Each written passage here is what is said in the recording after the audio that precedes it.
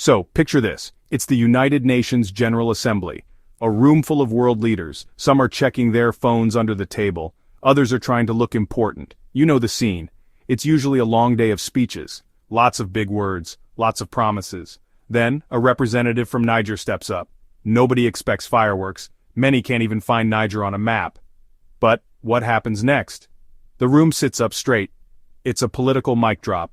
The delegate looks out, calm, no shaking, no hesitation. A message cuts through the jargon. The demand is simple. France must return the uranium. Not some of it, not a symbolic portion, all of it.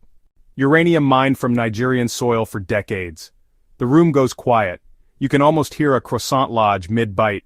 Not a request, a demand. A bill served on the world stage. Imagine the audacity. Like demanding every idea and the profits back.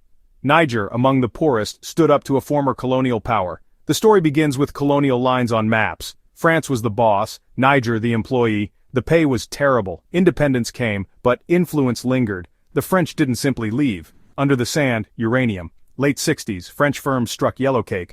The raw fuel of reactors and bombs. Arlit, a Koken, French outposts in the Sahara.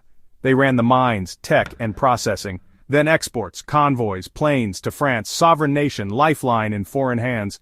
Independence with a big radioactive asterisk. A seat, an anthem, but skewed economics. Deals signed from weakness. The shark prospered. The seal hoped to survive.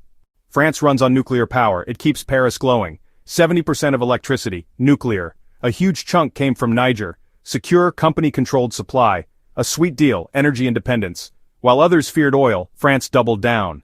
Niger meanwhile sat in the dark, fueling France without its own reliable grid.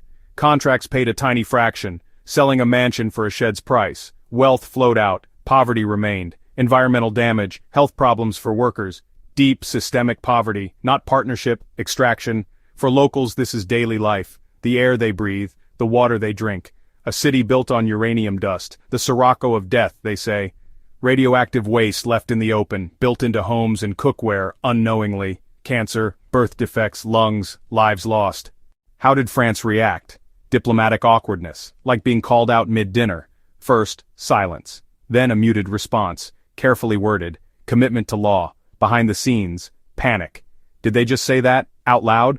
An impossible position. Refuse, and look like bullies. Optics, terrible. Agree, and risk billions in precedent.